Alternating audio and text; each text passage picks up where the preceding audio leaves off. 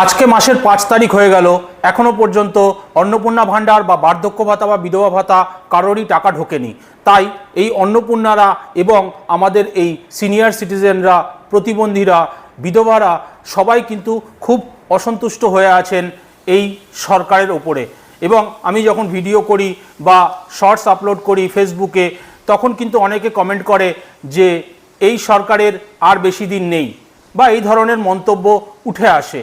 কারণ এমন হয়েছে যে কোনো একটা ঘরে হয়তো ৩ জা, তার মধ্যে ২ জন জুলাই মাসে অন্নপূর্ণা ভাণ্ডার পেয়েছেন, যাদের পরিস্থিতি মোটামুটি ঠিকঠাক, আর যার পরিস্থিতি খারাপ সে হয়তো অন্নপূর্ণা ভাণ্ডার পায়নি। এমন হয়েছে জুন মাসে টাকা পেয়েছেন অন্নপূর্ণা ভাণ্ডারের, কিন্তু জুলাই মাসে পাননি। আগস্টের আজকে ৫ তারিখ, তাও কবে টাকা ঢুকবে সেগুলো কেউ জানে না। ফেসবুকে বা ইউটিউবে বিভিন্ন রকমের খবর চলছে, লোকে দেখছে, তাই চলছে, আমিও বানাচ্ছি, কিন্তু কেউই নিশ্চিত নয় যে অ্যাকচুয়ালি কি হতে চলেছে। তো আমার আজকে প্রশ্ন যে আমাদের সরকারের কি এই ৩০শে আগস্টের যে ডেডলাইনটা ওনারা ঠিক করেছিলেন সেটা কি বাড়ানো উচিত? কারণ প্রপার ভেরিফিকেশন ছাড়া যেরকম লক্ষ্মীর ভাণ্ডারের টাকা লোককে দেওয়া হয়েছিল, ঠিক কি এইভাবেই অন্নপূর্ণা ভাণ্ডারের ক্ষেত্রেও প্রপার ভেরিফিকেশন ছাড়া মানুষ টাকা পেয়ে যাচ্ছে? তাড়াহুড়োতে কি আমরা ভুল করছি? যারা অ্যাকচুয়াল প্রাপক তাদেরকে না দিয়ে কি যারা প্রাপক নয়, যাদের পাওয়া উচিত নয়, তারা এই টাকা পাচ্ছে? তাহলে আমার মনে হয় সরকারের সময় নেওয়া উচিত। কারণ দেখুন, এখন জনগণনা নিয়ে 15ই সেপ্টেম্বর পর্যন্ত এই সমস্ত অফিসিয়ালসরা কিন্তু ব্যস্ত থাকবেন।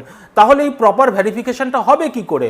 এমনটাও শোনা যাচ্ছে যে এই মাসে, আগস্ট মাসে পার্ট বাই পার্ট টাকা দেওয়া হবে। তার মানে কিছু মানুষকে হয়তো 20 লক্ষ মানুষকে একবার দেওয়া হলো কোনো একদিনে, আবার হয়তো 20 লক্ষ মানুষকে কোনো একদিনে দেওয়া হলো। এমনও আমি শুনতে পেয়েছি যে 16 লক্ষ মানুষের নাকি অলরেডি টাকা ঢুকে গিয়েছে অন্নপূর্ণা ভাণ্ডারের। এর সত্যতা আমার জানা নেই। তবে এই যে একটা ডামাডোল, এই যে একটা সম্পূর্ণ একটা কমপ্লেক্সিটি, একটা জটিলতা তৈরি হয়েছে, আমার মনে হয় এটা কাটানোর একটাই উপায়, সরকারের উচিত আরও 3 মাস সময় নেওয়া এবং প্রপারলি ভেরিফিকেশনটা হয়ে যাতে ফাইনাল একটা লিস্ট তৈরি হয়।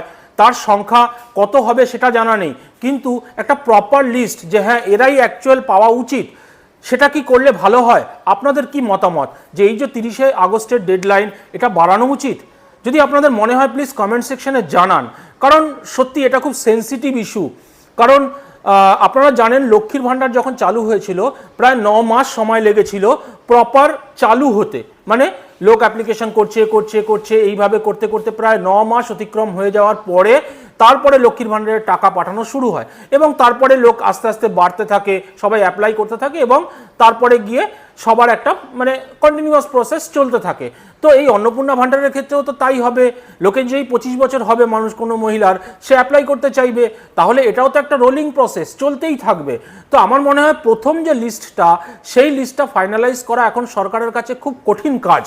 কারণ যাদেরকে দিয়ে এই লিস্টটা ফাইনালাইজ হবে, অর্থাৎ প্রপার ভেরিফিকেশন হবে, বাড়িতে বাড়িতে গিয়ে চেক হবে, তারা কারা? আমাদের আশা কর্মীরা হতে পারেন, বা মিউনিসিপ্যালিটির অফিসার হতে পারেন, ব্লক ডেভেলপমেন্ট অফিস অর্থাৎ বিডিও অফিসের মানুষরা হতে পারেন।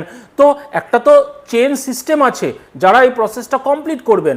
সেই কমপ্লিটটা হয়তো ভালোভাবে হচ্ছে না, কিন্তু টাকা ডিস্ট্রিবিউশনের যেহেতু প্রমিস করা হয়েছিল, সেহেতু টাকা ডিস্ট্রিবিউট করতে বাধ্য হয়েছে সরকার। কিন্তু এটা তো খুব সেন্সিটিভ ইস্যু। অনেক মানুষ এই অন্নপূর্ণা ভাণ্ডারের উপরে চিন্তা ভাবনা করে রাখেন যে আমার মাসে এই টাকাটা ঢুকবে, তাহলে আমি এই করব। কিছু মানুষের জুন মাসে ঢুকেছে, তাদের আবার জুলাই মাসে ঢোকেনি। তারপরে সবথেকে সমস্যা হয়েছে পোর্টালটা বন্ধ হয়ে গেছে, যেখানে স্ট্যাটাস দেখাচ্ছিল। এখন সোশ্যাল মিডিয়ায় চলছে নতুন পোর্টাল চালু হয়ে গেছে, নতুন পোর্টাল চালু হয়ে গেছে। বন্ধুরা, আমি সাইডে দিচ্ছি, এটা নতুন পোর্টাল নয়, ফ্যামিলি লেভেল ডাটা কালেকশন বলে আপনি যদি গুগলে সার্চ করেন এই সাইটটা আসছে। এটা অফিসারের সাইট। দেখুন এখানে পরিষ্কার লেখা আছে যে এটা অফিসারের সাইট, অফিসার ওটা করবে, অফিসার চেক করতে পারবে, আমাদের মতন সাধারণ মানুষের জন্য এই সাইটটা নয়। সুতরাং এই ভুলভাল খবরও বিভিন্ন জায়গায় চলছে। তো সব কিছু নিয়ে একটা অদ্ভুত জটিলতা তৈরি হয়েছে। আর আমার বক্তব্য যে স্ট্যাটাস যখন আপনারা নতুন পোর্টাল চালু করবেন, তখন অ্যাটলিস্ট যে কারোর রিজেকশন হয়েছে, সেই রিজেকশনের কারণটা তার জানা অধিকার, যে আমার ভাই এই কারণে টাকাটা ঢোকেনি, আমার 3টে ঘর তাই আমার টাকাটা ঢোকেনি, আমার 4 হুইলার আছে, 4 চাকা গাড়ি আছে তাই আমার টাকা ঢোকেনি, বা আমার হাজব্যান্ড পেনশন পায় তাই আমার টাকা ঢোকেনি, এই কারণটাও তো জানা উচিত। রিজেকশনের কারণটা জানা উচিত।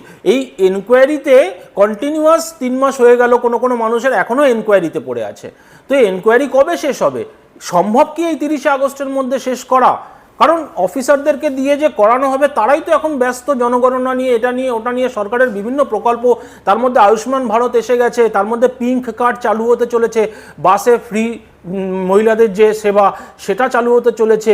তো সমস্ত কিছু নিয়ে একটা জবা খিচুড়ি টাইপের সিচুয়েশন তৈরি হয়েছে। তো আমার মনে হয় সরকার যদি এই সিচুয়েশন থেকে বেরিয়ে আসতে পারে তাহলে তার জন্য তাদের একটু সময়ের দরকার। আমি প্রত্যেক ভিডিওতে জানাই জাস্ট 10 সপ্তাহ হয়েছে এই সরকারের, তো এই সরকারকে সময় দিতে হবে সব কিছু গুছিয়ে নিতে।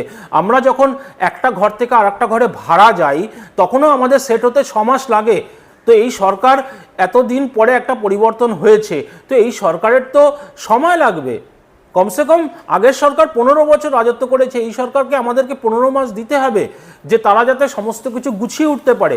কিন্তু তার জন্য আমরা ব্যতিব্যস্ত হয়ে উঠছি, কারণ আমাদের টাকাটার দরকার এবং সরকারও প্রমিস করেছিল যে টাকাটা প্রত্যেক মাসে পাওয়া হবে, জুন মাস থেকে চালু হয়ে যাবে।